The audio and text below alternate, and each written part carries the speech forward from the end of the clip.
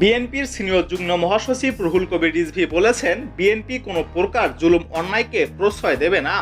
বড়াই গ্রামের নির্যাতিত ব্যবসায়ী উজ্জ্বলকে গ্রেপ্তার করা ঠিক হয়নি। তার উপর নির্যাতনকারীরা বিএনপির লোক হলেও তাদের বিরুদ্ধে মামলা নিতে হবে।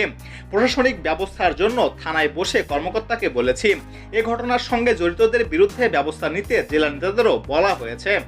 নাটোরের বড়াই গ্রামের বনপাড়ায় ব্যবসায়ী ও আওয়ামী লীগ কর্মী উজ্জ্বল কুমার মণ্ডলের বাড়িতে গিয়ে তিনি এসব কথা বলেন। জেলা বিএনপির কার্যালয়ে ডাকা সংবাদ সম্মেলনে রুহুল কবির রিজভী আরও বলেন, বিএনপির ভারপ্রাপ্ত চেয়ারম্যান তারেক রহমান বিষয়টি জানার জন্য আমাকে পাঠিয়েছেন। ঘটনায় জড়িত অনেকের নাম পেয়েছি, যারা বিএনপির নাম ব্যবহার করে কাজটি করেছে, অথচ তারা রাজনীতি করেন না। তার ওপর আক্রমণ হয়েছে, আবার ভিকটিমকে গ্রেপ্তার করা হয়েছে।